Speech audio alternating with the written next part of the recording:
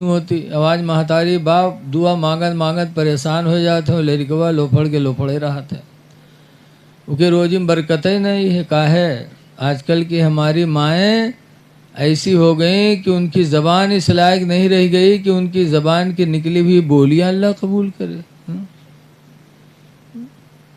रातों दिन इधर उधर की बकवास। गाना एक शेख याद है, अपने नबी पर दरूद नहीं याद है, अत्तहियात नहीं याद है, और हर जगह में यह ढोल पाए जाए तो पूरी रात गम की। सोने के थाला में जौना परोस, सोने के थाला में जौना परोस कत्ती बड़ी झुट्ठी न होते बताओ।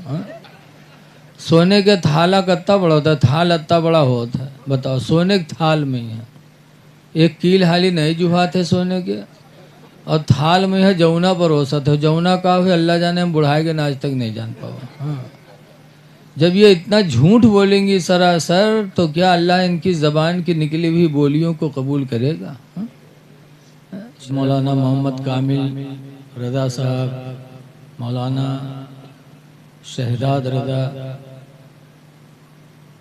इन दोनों ने हम लोगों को दावत दिया। हम लोग आपके सामने हाजिर हुए। अभी आपके सामने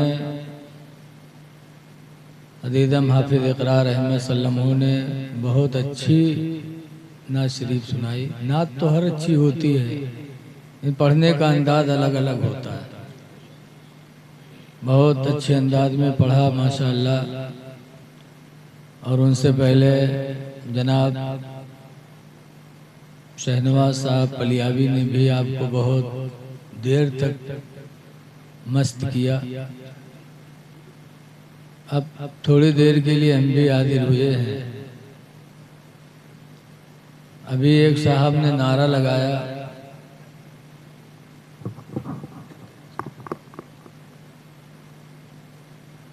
तो हाफिज इकरार साहब ने कहा शेर है शेर। हमको देख के शर्म आ रही थी कि नारा लगा रहे हैं मसले के आला हजरत का,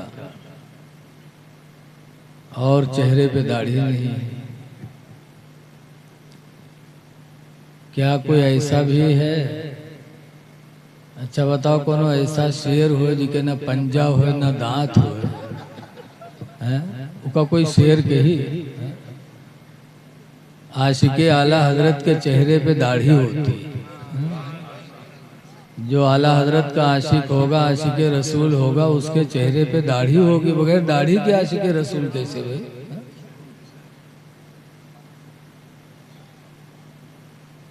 वो तो ऐसे है जैसे एक आदमी लीलवा गोदावे वाले के पास गवा, लीलवा गोदावे कैसे मेरे पीठी पे यहाँ शेर बनाई दे, तो लिहिस सुई लगे इस करंट, जब मारी चप्प से पीठी पर तब चिल्लान, अरे क्या कर रहे हो? कहा शेर की पूंछ बना रहा हूं। तो कहा तो बगैर पूंछ के बना दो, बहुत से शेर ढूंढो तो होता है, पूंछ ना बनाए बहुत तकलीफ होती। अच्छा ठीक है। फिर सुई कचोया, तो फिर चिल्लाया, अरे आप क्या बना रहे हो? कहा शेर का पैर बना रहा हूं। कहा रे पैर न बना, बहुत शेर लेंगड़ो तो होता है, बगैर पैर के शेर बनाए। अच्छा फिर सुई कचोया, जब फिर चिल्लाना, कहा रे अब क्या बना रहे? कहा शेर की आंख बना रहा हूं। कहा रे आंख न बना, बहुत से शेर अंधेरो तो होता है, बगैर आंखें के शेर बनाए। तब उसने कहा या अल्लाह मैं कौन शेर बना दूं कि जिसका जिसकी न टांग हो, न पूंछ हो, न आंख हो, न दांत हो, कैसा शेर है? ऐसे आज मुसलमान जब इस तरह का कोई आदमी खड़े होकर मसलके आला हजरत का नारा लगाता है, तो बदमज़हब देख के हंसते हैं कि देखो ये है मसलके आला हजरत वाले, जिनके न चेहरे से पहचान न लिबास से पहचान। शर्म आती है। गुजरात से एक मुसलमान गुजराती बरेली आया, आला हजरत के दरबार में, कहा हुजूर वजीफा बता दो, मेरा कारोबार नहीं चल रहा है। और चेहरे पे दाढ़ी नहीं थी उसकी। तो आला हजरत फरमाते हैं सुनो, वजीफा पढ़ना मुस्तहब है, पढ़ो तो सवाब मिलेगा, ना पढ़ो तो गुनाह नहीं है। वजीफा पढ़ना मुस्तहब है। भैया इको बंद कर दो। वजीफा पढ़ना मुस्तहब है और चेहरे नहीं, आवाज़ ना बढ़ो यार, आवाज़ बहुत बड़ी है। वजीफा पढ़ना मुस्तहब है और चेहरे पे दाढ़ी रखाना वाजिब है। वाजिब का छोड़ना गुनाह है, मुस्तहब का छोड़ना गुनाह नहीं है। पहले वाजिब अमल करो, वाजिब पूरा करो, फिर मुस्तहब के पीछे पड़ो।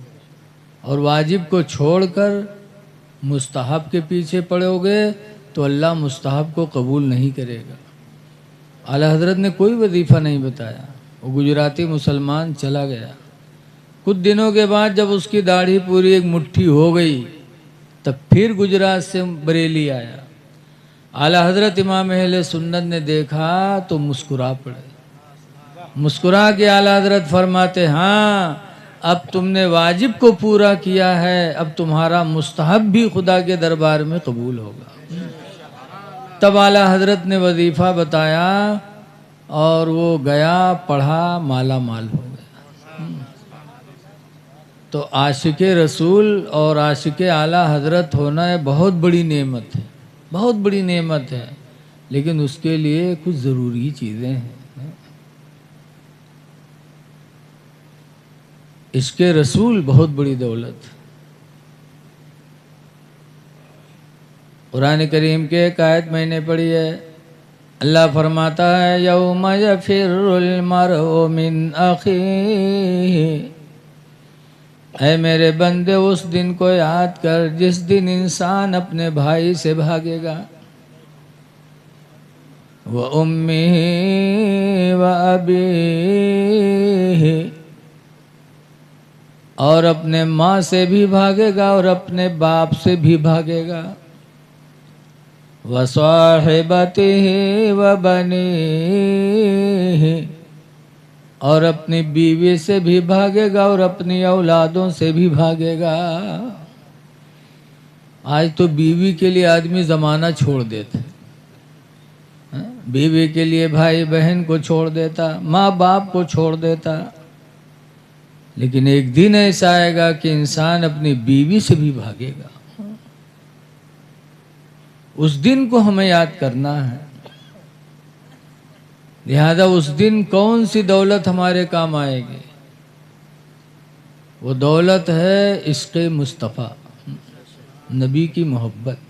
आला हजरत इमाम अहले सुन्नत फरमाते हैं, लहद में इश्क़ रुखे शह का दाग लेके चले। लहद कब्र को कहते हैं। लहद में इश्क़ रुखे शह का दाग लेके चले। लहद में इश्क़ रुखे शह का दाग लेके चले। अंधेरी रात सुनी थी चराग लेके चले। अंधेरी रात सुनी थी चराग लेके चले। कब्र में अगर कोई रोशनी है तो इसके रसूल। और जब जिसके दिल में इसके रसूल होगा उसकी कब्र में सरकार आएंगे। और जब आएंगे तो कब्र का क्या हाल होगा? हश्र तक लहराएंगे, कब्र में लहराएंगे, ता हश्र चश्मे नूर के। कब्र में लहराएंगे ता हश्र चश्मे नूर के। और जलवा फरमा होगी जब तलअत रसूलुल्लाह के, जलवा फरमा होगी जब तलअत रसूलुल्लाह के। तो सबसे बड़ी दौलत है इसके रसूल। बहरहाल खुशी ये हुई कि अपना मुसलमान नौजवान न दाढ़ी से लेकिन अपना नारा तो जानता है वो है? कुछ लोग ऐसे हैं जो कुछ नहीं जानते हैं। एक जगह गए ने एक आदमी से पूछा, भैया तुम किसके उम्मती हो? तो कहा थे का मौलवी जाने हमें नहीं पता है? तो हम बैठे थे अफसोस में, दूसरा आदमी चाय लेके आवा, हम कहा अफसोस में देखे कहा बात हजरत चाय पियो। हमने कहा यार कैसा आदमी है यार। मैंने पूछा किसके उम्मती हो? तो कहता मौलवी जाने। कहने रे वो जाहिल हो के पीछे काहे पड़े हो, चाय पियो। तुमको अच्छा तो तुम बताओ तुम किसके उम्मती हो? तो कहा रे चाय पियो, आपसे बाहर थो रोहन, चाय पियो। अब बताओ, ऐसे ऐसे भी बैल पड़े हैं दुनिया में। बैले हो, इंसान थोड़ो। बैल इंसानों में भी तो रहते हैं। बोलो, एक बैल तो टहरत है यार वहाँ सड़वे, और एक बैल हमरे तुमरे बीच में रहा था। हमारे यहाँ नवाबगंज पिरबितनी दरगाह में एक मदरसा चलता है। वहाँ हज़रत अल्लामा कारी अली हसन फ़ारूकी अली रहमा का तो इंतकाल हो गया, लेकिन उनके ज़माने की बात है। एक दिन पान खाए टहल रहे थे, थूकने की ज़रूरत पड़ी तो उगलदान एक लड़का से कहे कमरा से उगलदान उठाए लो। मदरसा के लड़का देहात के पहुँचते हैं तो गवा उगलदान उठावे, लेकिन जानत नहीं रहे उगलदान का हो। गवा पूरा कमरा ढूंढ के चला हुआ, कह हजरत तुम उगलदान नहीं है। उगलदान जानत हो आप लोग, जो मैं थुक्का जाता। गवा ढूंढ के आओ, कहे हजरत तुम उगलदान नहीं है। कहना भाई वही मैं है जा। तो फिर गवा जब पहचानते नहीं तो का उठा लावा। फिर ढूंढ ढांड के आओ, कहता हजरत तुम नहीं है। तब हजरत गए कहीं देखें, कहीं देख वद्दे रखा है रे, वही हुए उगलदान। तो जब वो उठाए देखे तो कहे सरे हजरत इमा कोनो सार थूक मारी से, इमा हजरत कोनो सार थुक्की से। तो हजरत कहते हैं ले अल्लाह बैल कहीं का। हाँ? तो बैल इंसानों में भी होते हैं। मुसलमान अपने दीन को न पहचाने, अपने इस्लाम की तारीख को न पहचाने। ऐ लोगों, दीन को पहचानो, दीनदार बनने की कोशिश करो। और दीन कहाँ पहचानोगे? जलसे में। छोटे बच्चों के लिए तो मदरसा है, बड़ों के लिए दीनी महफिलें हैं। इन महफिलों से इस्लाम जिंदा होता है।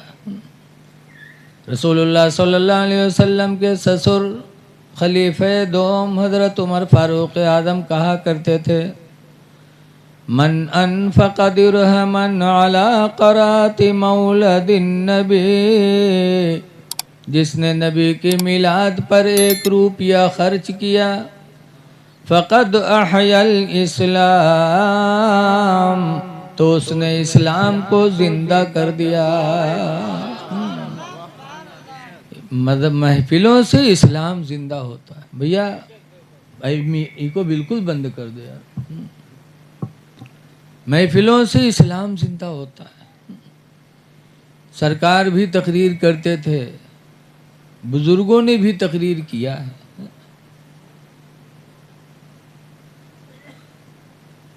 हजरत बाबा फरीदुद्दीन गंजे शकर भी तकरीर कर रहे थे। एक दिन तकरीर कर रहे थे तो इनके मुरीद लोग आए, कहें बाबा बड़ी मुसीबत के दिन है, बच्चे भूखों मर रहे हैं, दुआ कर दो। पहले ज़माने में यहाँ मुरीद पीर से मदद ले जाता रहे, और अब पीर साहब मुरीद से मदद ले आवत। जहाँ खाना घटा बचल दिन मुरीदन मदौरा करे। उनका मकसद मुरीद की इस्लाह नहीं है, उनका मकसद है मुरीद से माल हासिल करना। लेकिन एक ज़माना था, आज भी अल्हम्दुलिल्लाह अल्लाह वाले हैं हमारी जमात में बहुत से। तो बाबा फरीदुद्दीन तकरीर कर रहे थे, लोग आए कहने लगे बाबा फरीद हम सब आपके मुरीद, बच्चे भूखों मर रहे हैं। तो बाबा फरीद ने कहा जाओ मिट्टी का ढीला ले आओ। मिट्टी का ढीला लेके आए, बाबा फरीद रखीन, अव्वल आखिर दरूद शरीफ पढ़ा, 3 मरतबा कुल हुवल्लाह पढ़ के फूंक छोड़ा तो मिट्टी का ढीला सोना हो गया। मुरीदों को दिया, कहा जाओ बेचो, अपनी ज़रूरत पूरी करो। मुरीद लोग गए, बेचा, माला माल हुई गए। उस जलसा में बहुत लोग बैठे रहे। एक आदमी देखे तो कहे, अरे ये तो सोना बनाना ये तो बहुत आसान है, आज पता चला है हो। अव्वल आखिर दरूद पढ़ो, 3 मरतबा कुल हुवल्लाह पढ़ो, फूंक छोड़ो, सोना तैयार। तो बहुत आसान है। बउठा जलसा से गवार आत्मा अपनी बीवी से कहा, उठ रे उठ, जा ढीला लेके आओ। तो चौकी कही 12 बजे ढीला का करी हो, कहीं जल्दी कर, बाद में पता नहीं बने न बने रे। तो और घबरान, कहिस का कुछ बताइए हो। कहने रे बाबा फरीद के यहाँ बैठा था, उन्होंने मिट्टी के ढीले पे अव्वल आखिर दरूद शरीफ पढ़ा, 3 मरतबा कुल हुवल्लाह पढ़ा, फूंक छोड़ा तो मिट्टी का ढीला सोना बन गया। जल्दी कर, अभी ताज़ा ताज़ा मामला है, बाद में पता नहीं बने न बने रे। तब औरतिया के रात में यहाँ खेते में यहाँ ढीला के बजाय बहुत बड़ा चिप्पा उठाइस, और हापत कापड़ ला के रखिस। मर्दवा देखे तो कहे, सारे तुझे हम ढीला कह रहे तो पूरा चिप्पे उठाए ले रे। कहे सरे जल्दी करो, बने तो चिप्पा चिहार बने, ढीला काहे बने। तो वह सोचे, हाँ यार पढ़े के बत्ते ही परी, अगर कोई चिप्पा बन गया तो और मामला अच्छा हुई जी। तो आंखें बंद की, अव्वल आखिर दरूद पढ़ी, 3 मरतबा कुल हुवल्लाह पढ़ के फूंक छोड़िस। उसके बाद आंखें खोलिस तो देखिस वो चिप्पा वैसे धरा। तो सोचिस कि हो सकता कोनो गलती हो गई। फिर आंखें बंद की, फिर पढ़िस, फिर फूकिस, फिर देखिस, फिर वैसे। पढ़त पढ़त सुबह होएगा, मुँह में फेना आएगा, लेकिन चिप्पा नहीं बदला तनको।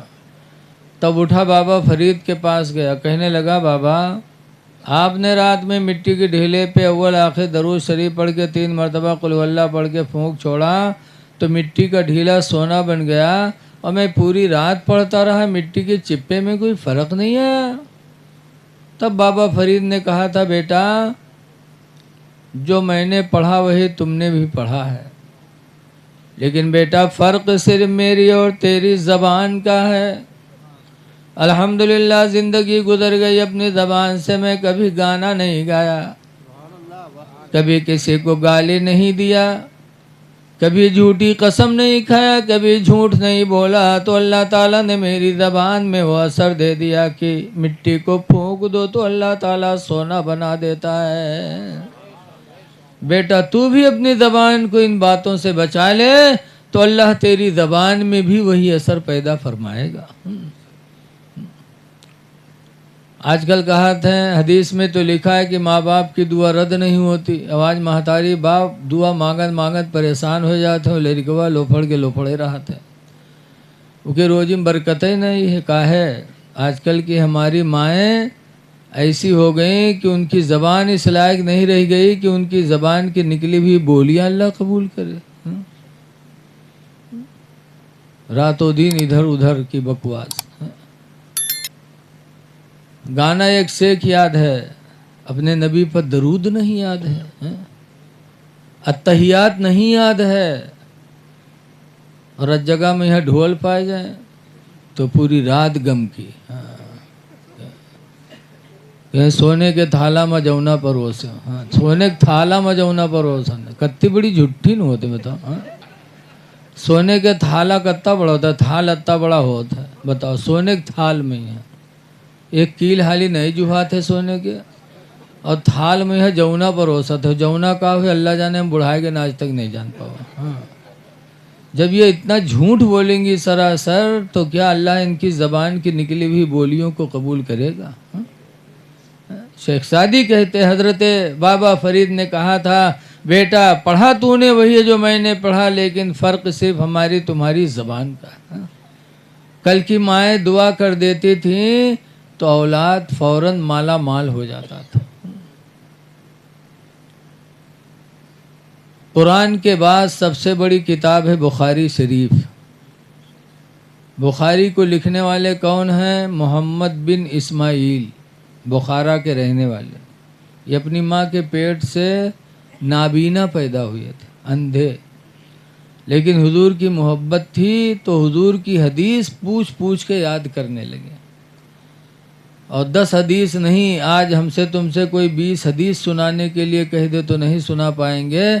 और मोहम्मद बिन इस्माइल अंधे होने के बावजूद एक दो नहीं, 1-2 हज़ार नहीं, कई लाख हदीसों के हाफिज हुए थे। कई लाख। ये नहीं कि कोई मदरसा में दाखिला करा के हाफिजा कीनो ना, दूर दूर जाके हुजूर की हदीस सुन के आते थे। एक मर्तबा बुखारा से एक हदीस के लिए सफ़र किया, पता चला कि फ़लाँ जगह एक आदमी है जिसे हुजूर की एक हदीस याद है, वो हदीस उसने हुजूर की ज़बान से डायरेक्ट सुना है, किसी के वास्ते से नहीं सुना। तो सफ़र किए, मोहम्मद बिन इस्माइल नाबीना हैं, एक हदीस के लिए सफ़र कर रहे हैं, 1 महीना तक चलते रहे। 1 महीने के बाद जब वहाँ पहुँचे, दरवाज़ा खटखटाया तो आदमी बाहर निकला और खाना खा रहा था, तो हाथ में रोटी लिए लिए चला हुआ। दरवाज़ा खोले, सलाम हुआ, कहा मैं बुखारा से आया हूँ, फला आदमी से मिलना है। कहा वो आदमी मैं ही हूँ। जब तक उनके मुँह के नवाला ख़त्म हुआ, वो रोटियाँ काट ली इस मुँह से और फिर खाए लाग पगुराए लाग। कहा तो वो आदमी मैं ही हूँ। मोहम्मद बिन इस्माइल कहते नहीं नहीं, मुझे उस इंसान से मिलना है जिसने फला हदीस मेरे पैगंबर के मुंह से सुना है, डायरेक्ट सुना है, किसी का वसीला बीच में नहीं है। कहा हाँ हाँ वो मैं ही हूँ। तो मोहम्मद बिन इस्माइल कहते तुम ही हो? कहाँ? तब कहते हैं तुम जाओ खाना खाओ, मैं बुखारा वापस जा रहा हूँ। कहा अरे इतना लंबा सफ़र करके 1 महीना से चल के आए हो और मैं मिल भी गया हूँ, फिर वापस जा रहे हो, सुनोगे नहीं? मोहम्मद बिन इस्माइल नाबीना है, कह रहे हैं मैं इतना लंबा सफ़र करके ज़रूर आया था सिर्फ उसी एक हदीस सुनने के लिए, लेकिन मैं तुम्हारी ज़बान से सुनना नहीं चाहता। कहा क्यों? कहा तुम खड़े खड़े खा रहे हो और खड़े होकर खाने पीने से मेरे पैगंबर ने मना फरमाया है। तो जब तुम्हारे अंदर नबी की एक सुन्नत का एहतराम नहीं है, तो मुझे तुम पर भरोसा भी नहीं है कि तुम मेरे नबी की हदीस भी सही सुनाओगे। मैं तुम पर भरोसा नहीं करता, मेरा भरोसा उठ गया जब तुमने नबी की सुन्नत का ख्याल नहीं रखा, तो तुम मेरे पैगंबर की हदीस भी सही नहीं सुना पाओगे। चलिए आए, अब बताओ इतनी मेहनत से, इतनी तहकीक करके कई लाख हदीसों के हाफिज हुए होंगे, कितनी मेहनत पड़ी होगी, लेकिन नाबीना थे। एक दिन दिल में सोचा कि अरे इतनी मेहनत करके मैंने हदीसों को याद किया है, जब तक ज़िंदा रहूँगा कोई पूछेगा तो सुना दूँगा, और मेरे मरने के बाद ये हदीसें उम्मत मुहम्मदिया कैसे सुनेगी। तो सोचा कि इन सबको लाओ लिख करके किताब बना दूँ। तो माँ के पास गए, कहा अम्मा तुम जानती हो इतनी मेहनत करके मैंने हदीसों का हाफजा किया है, और मैं मर जाऊंगा तो ये हदीसें आने वाली उम्मत मुस्लिमा को कौन सुनाएगा। लिहाजा मेरा इरादा है कि मैं किताब की शक्ल दे दूं। तो उनकी माँ कहती बेटा अगर ये नेमत तुम्हारे नसीब में होती तो अल्लाह तुम्हें नाबीना नहीं बनाता।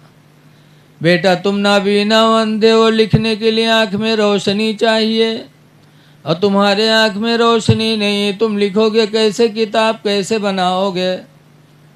तब मोहम्मद बिन इस्माइल ने कहा था मेरी माँ मुझे भी मालूम है कि लिखने के लिए आँख में रोशनी चाहिए और मैं अंधा हूँ, लेकिन ऐ मेरी माँ मुझे ये भी मालूम है कि तुम मेरी माँ हो, और मेरे नबी ने फरमाया कि माँ बाप की दुआ अल्लाह कभी रद्द नहीं करता। तो ऐ मेरी माँ तुम दुआ कर दो कि अल्लाह मेरे आँखों की रोशनी को वापस फरमा दे। कर दो मेरी माँ दुआ कि रोशनी अल्लाह दे दे ताकि वो हदीस की किताब में लिख डालूं। बुखारी की माँ ने कहा था बेटा अगर यही बात है तो आज रात मैं अपने रब से दुआएं करूँगी। सारी दुनिया सो गई, तब मोहम्मद बिन इस्माइल बुखारी की माँ ने वज़ू बना के 2 रकात नफिल पढ़ा था, और नफिल पढ़ के दुआ मांगी थी अल्लाह तो खूब जानता है मेरे बेटे ने तेरे नबी की हदीसों का हाफिजा किया है, लिख करके हदीस की शक्ल देना चाहता लेकिन अंधा है। ऐ अल्लाह मेरे हाथों की लाज रख ले, मेरे बेटे की आंखों की रोशनी वापस फरमा दे। रात में माँ ने 2 रकात नमाज पढ़ के अपने बेटे के लिए दुआ मांगी। तारीख गवाए कि मोहम्मद बिन इस्माइल बुखारी लेटे थे नाबीना हो के, लेकिन सुबह उठे तो अल्हम्दुलिल्लाह बीना हो के उठे थे। और ऐसी रोशनी अल्लाह ने माँ की दुआओं के वसीले से वापस किया कि लिखा है कि काबा के अंदर बैठकर दिन में सूरज के उजाले में लिखा करते थे, और जब रात होते थे तो चांद के उजाले में बैठे हरम के अंदर बुखारी लिखा करते थे। आज हमारे आंख में, आपके आंख में वो ताकत नहीं कि चांद के उजाले में लिखा जा सके, लेकिन माँ की दुआ के वसीले से अल्लाह ने वो रोशनी मोहम्मद बिन इस्माइल बुखारी की आंखों में वापस किया कि चांद के उजाले में बैठ के लिखा करते थे। तो माँ की दुआएं कबूल होती हैं, लेकिन आज हमारी तुम्हारी माएँ बिगड़ गई। कल की माएँ अच्छी थी। कल की माएँ अपने बच्चों को सीने पे लेटा के दरूद की थपकियाँ दिया करती थीं कि सो जाओ या मुस्तफ़ा कहते कहते, खुले आँख सल्ले आला कहते कहते, कि बेटा सो तो मुस्तफ़ा के नाम पर, उठो तो मुस्तफ़ा के नाम पर। तो बच्चे नमाजी भी बनते थे, आशिक़े रसूल भी बनते थे। और आजकल की हमारी माँ बहनों ने बदल दिया पैतरा। आज लड़का रोवे लागी तो कहाँ कलिमा कहाँ दरूद, जहाँ रोवे लागी वो उठा के बिस्तर पटकी है तक भदर भदर पीटी है, यह सो जा खनत मनत दी कौड़ी पायो कौड़ी लेके गंग बहायो गंगा माता बारो दीन बारू लेके भुजबक दिया भुजवाम का लावा धीस। अल्लाह जाने कहाँ से याद के लेते हैं। नहीं के कोनो किताब आज तक छपी है, न कोनो के मौलवी टीचर आज तक आए, लेकिन अल्लाह जाने कहाँ से पिटिया लेता। और छोट मोट कहानी ने इतनी लंबी कहानी याद के रहते हैं, इतनी देर तक पीटते हैं कि लड़का डर कर मारे सो जा। बड़ी देर तक पीटा करी है, कहे सो जा खनत मनत भी कौड़ी पायो कौड़ी लेके गंग बहायो गंगा माता बारू दीन बारू लेके भुजबक दिया भुजवाम का लावा दे लावा लेके खीर बनाए सब घर खाएन काने बिलैया खाए छू तब फूक छोड़त है। तो बताओ लड़का मुसलमान बनी है, जब महतारी इतनी बड़ी फराडिन है झुट्ठिन, कहते खीर बनावा सब घर खाएन काने बिलैया खाइस। बताओ हम बुढ़ाए के आज तक कानी बिलैया नहीं देख पावा, और इनके मुलाकात रोज कानी बिलैया सोते हैं, खीर बनाए बनाए कानी बिलैया खवावत है। अल्लाह जाने बिलैया कानी रहा था कि खुद ही कानी रहा था। जब माँ इतनी बड़ी झुट्ठिन होगी तो लड़का का दीनदार बनी, तो कह यही मदरसा में ही है कि मौलवी तुम पढ़ाओ नहीं, बहुत चर्बिया है, 2 साल होगा हमरे ले तक पारा नहीं खत्म करा पाया है। बताओ मौलवी बेचारा क्या करे है, तुम पहले न हो बिगाड़े बैठी हो। हुजूर ने फरमाया है कि बच्चों का सबसे पहला मदरसा माँ की गोद है। माँ की गोद सबसे पहला मदरसा। अगर बच्चा माँ की गोद में कामयाब हो गया तो जिंदगी के हर मोड़ पे वो कामयाब ही रहेगा। गौसे आजम माँ की गोद में पढ़े थे। बाबा फरीदुद्दीन नमाजी बने थे तो माँ की गोद से बने थे। तो दुनिया में चमके, आज भी चमक रहे हैं, क़यामत तक चमकेंगे। इसलिए ज़रूरत है कि हम और आप दीनदार बने, और दीनदार के लिए अल्लाह और उसके रसूल ने बहुत से कवानीन नाफिज किए हैं। दीनदार के लिए सबसे पहले ज़रूरी है कि अपने नबी पर ईमान रखे, अपने नबी से सच्ची मोहब्बत करे। देखो बरेली वालों ने मोहब्बत किया है तो अल्हम्दुलिल्लाह आज भी चमक रहे हैं, क़यामत तक चमकेंगे। बहुत मोहब्बत किया।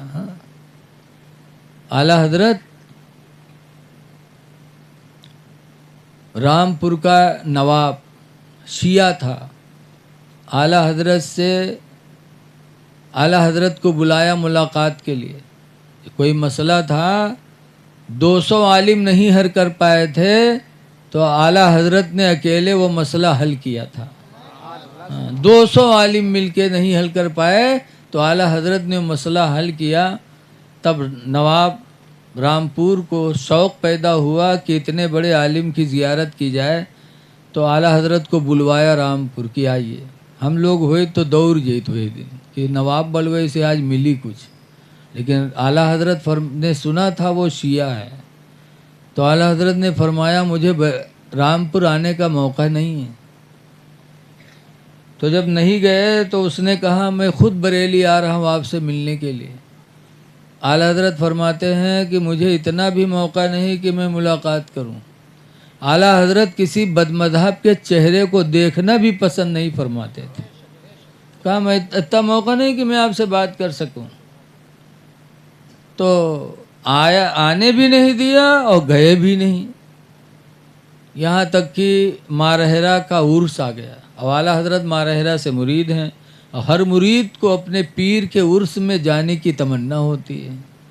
तो आला हजरत मारहरा तैयारी बना रहे थे, मारहरा जाने के लिए साफा बांध रहे थे। इतने में खबर आई कि रामपुर का नवाब आपको देखने के लिए मारहरा जा रहा है, कि अहमद रज़ा न हमको आने दिए न रामपुर आए, तो अपने पीर के उर्स में जाएंगे ज़रूर मारहरा, तो वहीं जाकर हम उनको देख लेंगे कि वो आलिम है कैसा जो 200 आलिम उस मसले का जवाब नहीं दे पाए। बरेली के अहमद रज़ा ने तन्हा जवाब दे दिया। तो उस आलिम को मैं देखना चाहता हूँ। आला हजरत ने जब सुना कि वो मुझे देखने के लिए मारहरा जा रहा है, तो आला हजरत ने साफ़ा उतार दिया, जुब्बा उतार दिया, फरमाया ये तो मंजूर है कि इस साल अपने पीर के उर्स में न जाऊं, लेकिन ये मंजूर नहीं है कि मेरा चेहरा कोई बदमज़हब देख ले। अब आला हजरत नहीं गए। ये था मेरे नबी का, आला हजरत का इश्क़ रसूल। तभी आज दुनिया मर रही है, लेकिन आला हजरत चमकते ही जा रहे हैं। इसीलिए किसी कहने वाले ने कहा है, इश्क़ नबी ने दिल को मेरे दिल बना दिया, इश्क़ नबी ने दिल को मेरे दिल बना दिया,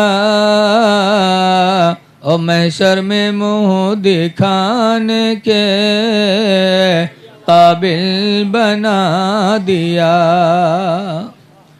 दीनदार बनो। हदीस पाक में हुज़ूर फरमाते हैं अस्सलातु इमादुद्दीन, नमाज दीन का खंभा है। दीन का खंभा नमाज है। फमन अक़ामहा फ़क़द अक़ामद्दीन, तो सरकार फरमाते जिसने नमाज पढ़ लिया उसने दीन का खंभा खड़ा कर दिया।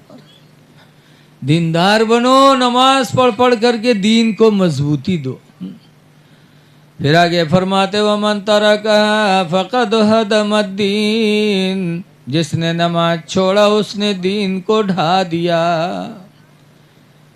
ऐ लोगो, दीनदार जब ही बनोगे जब नमाजी होगे। बगैर नमाज के कोई कि हम दीनदार हैं तो ना। जब नमाज दीन का खंभा है, जब नमाज पढ़ोगे तभी दीनदार बनोगे। इसलिए नमाजों की पाबंदी करो। इसीलिए हजरत अली शेर खुदा कहा करते थे अज्जिलु फी सलास, ऐ लोगो 3 चीज़ों में जल्दी किया करो। नंबर 1 पर फरमाया सलातो इज़ा अतत वक्तुहा, जब नमाज का वक्त आ जाए तो फ़ौरन नमाज पढ़ लो, नमाज में देरी न करो।